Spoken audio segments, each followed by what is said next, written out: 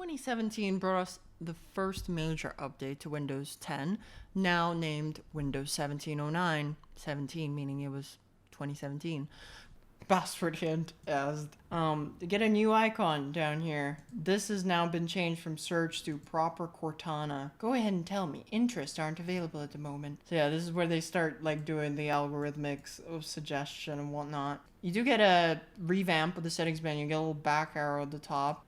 They changed the obvious placeholder text to something more reasonable. They kind of made it like a... I don't remember. It was 2 panes, but I don't think there were icons and there weren't like subheadings here, which are pretty helpful for when it comes to navigating around this place.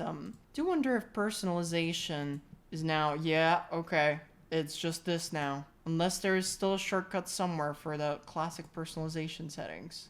Anywhere. Maybe you can like find your way around. This is when they finally locked off the like personalization for good. But yeah, you do get Action Center moved over here, and you do get Mica now, which is a much less transparent, I should say, version of it. And you can also do dark and light mode. Start menu started becoming very blue around this time, or that's all I really remember from it. Yeah, you can make your apps dark. So now, oh yeah, you can make it so that it shows on the taskbar even of these apps now. So they kind of brought that back from Windows 8. It's kind of neat of them, I suppose. And yeah, that's really it. There's not very significant changes, I think. They did add, they did redesign the start menu a little bit over the course of it. There's been a couple of updates. I think they added extension support to Microsoft Edge at this point. You can see there's like a couple more buttons as well, little toolbars, sidebars, and little crap. Still not going to connect this to the internet.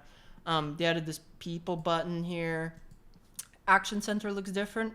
Now it's got a no new notifications, a lot more solid colored. Unless, I think that's just, yeah, just from this. But yeah, a lot less transparent is what I meant to say. Get a, I think focus mode is when that began. No, I think that was around for a while. But do get something called game mode here. I think if we go to settings, I feel like I'm going to disable this dark mode. It's kind of ugly. I'm not a big fan of dark modes. Just never been. I feel like it looks kind of just ugly and depressing. At least this one definitely does, in my mind. Yeah, okay. I'm going to go back to the kind of the default. But yeah, you get a game mode, which records game clips or something and optimizes your windows. This PC supports game mode and ensures you play games. For real gamers out there, old game moding up the place. So let's have a look at WinVer as well. So now we no longer have 10.0, we have 1709, which means it's from 2017, I think. I don't think we have curl.exe or anything like that, unless it's just pathed in PowerShell only. You do have curl though, which is neat. As you can see, it's just an alias for invoke web request in PowerShell. So that's cool.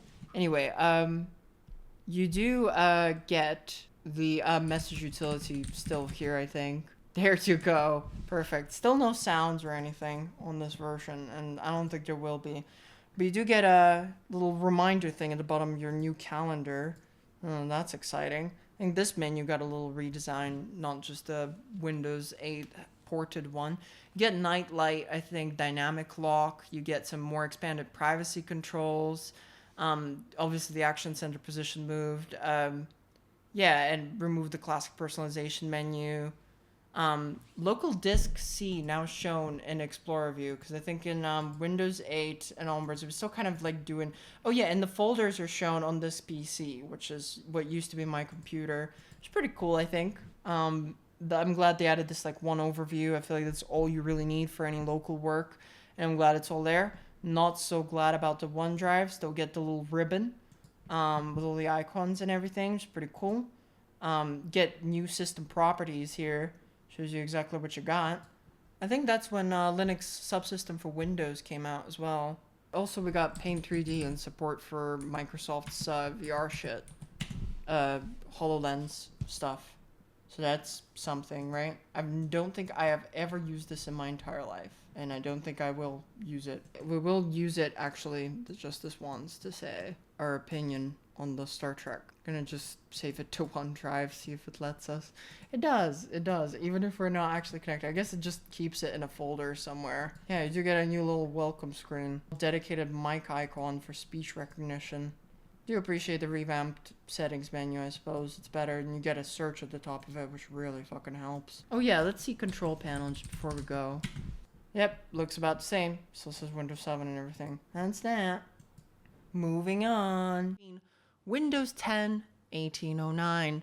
Kind of a middle of the road update. Had an infamous file deletion bug that when you upgraded to it, it deleted all your files in your local storage. People also kind of had a conspiracy. It also added a little shortcut here for Microsoft Edge. And people were kind of doing a conspiracy thing, I remember, for it to getting people to use OneDrive or whatever. Yeah, there it is, 1809. Search bar. I think that was dark last time we looked at it. Kind of everything more or less looks the same. I do get a new Microsoft Store an icon that I think is kind of the same as it still is. You do get some transparency in settings and such. It's pretty cool. You still get a search bar for every like setting submenu, which is neat. I remember this link your phone stuff. And yeah, I don't think you get very much else. You get your app dark mode with the transparency on and whatnot. Get your oh yeah, the task view icon's different now and it looks different. I don't know if you can still switch to a different desktop or not. I'm just trying everything I can think of, like Win Alt 1 or Win Shift 1, something like that. I feel like that would be obvious, but those are just opening apps. Yeah, what if I do open it? Yeah, there it is. So I have two Explorer. Oh yeah, you don't even see them all. You just have to like do that. That's kind of not good. Hello? Can I go back to the desktop that I had? I guess you don't get one unless you only have one. That's fine. Ugly recycle bin. Not much else. Moving on. Anyway, 2020 brought us the pandemic era Windows 10 2004 or 2004, which is confusingly not in 2004. Anyway, we got some transparency on the start screen, a little new avatar. We got light mode, completely new wallpaper. I think at this point, this is probably how people will remember Windows 10. Yeah. We got Cortana moved to a separate button. I guess Microsoft got over people rejecting her at this point. Start menu has been made smaller.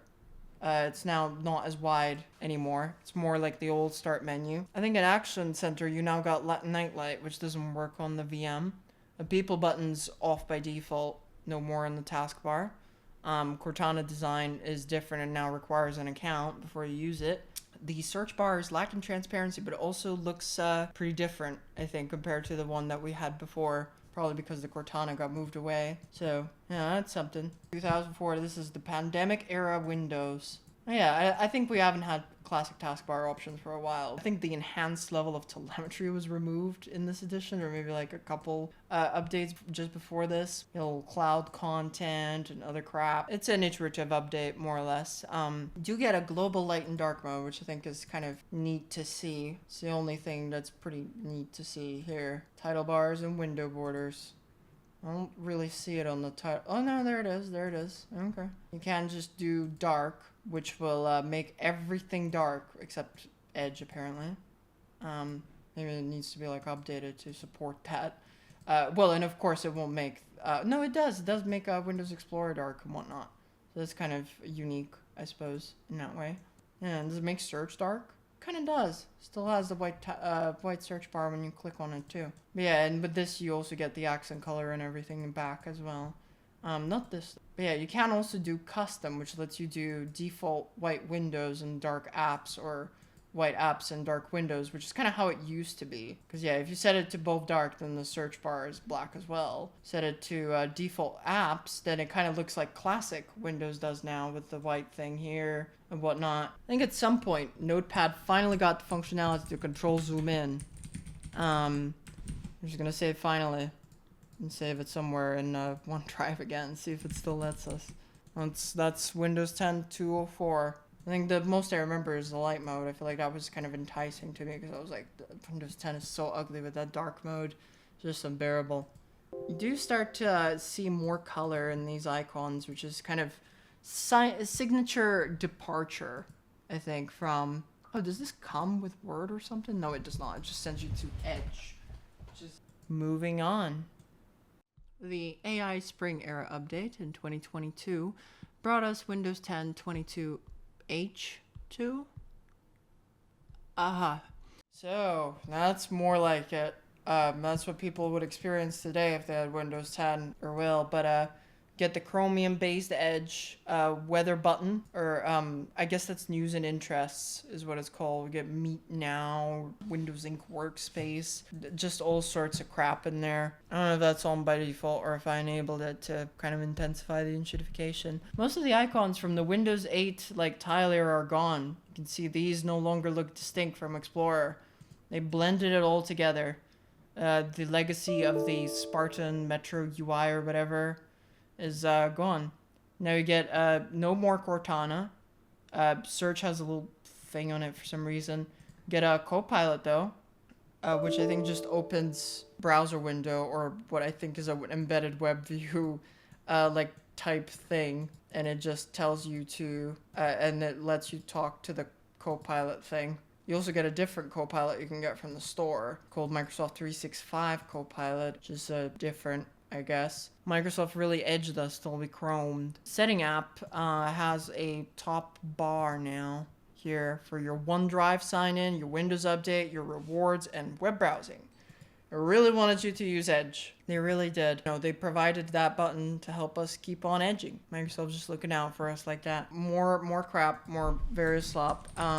Let's do the checks of, these days, 2022, 2020, by then you were using Google Docs, saving whatever in the browser and online. That would require me to connect it to the internet, which I don't really want to do. But yeah, I feel like, let's try our curl.exe. There it is. Oh my god, it's there. It's finally here. We have actual curl. And then we have curl, which is, I guess if you open it via PowerShell, if you type in curl, it's a alias for invoke web request. And if you type in curl.exe, it's the actual real curl. So that's interesting. I think Windows subsystem for Linux 2 came out around this time. I don't know if this comes with Windows Terminal. But yeah, it's related, I guess. But not the thing that I'm looking for, is it?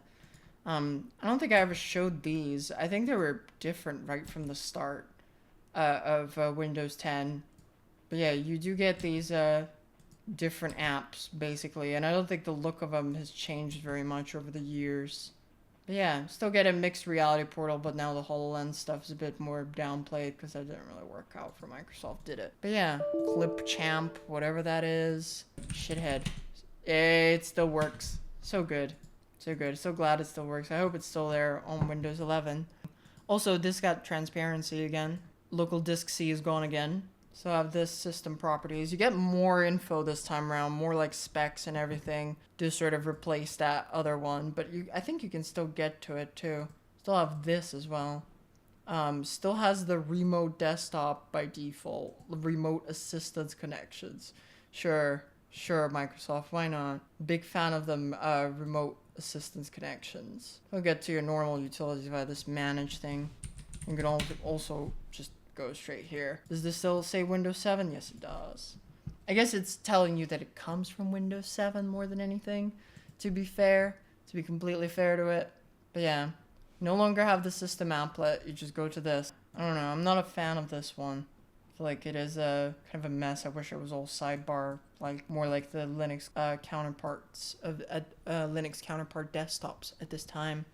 But yeah, I think OneDrive icon is a lighter blue. It's got more of a layered flat design or whatever. Apart from Cortana being deleted, vanished without a trace, the Windows 8 tiles are gone. And yeah, it's still got the weird placeholder text up there. At least I think it's placeholder text. It looks like placeholder text. What is this? Microsoft 2 unknown. Yeah, most of these apps aren't installed. They're just, I don't know, at least this goes.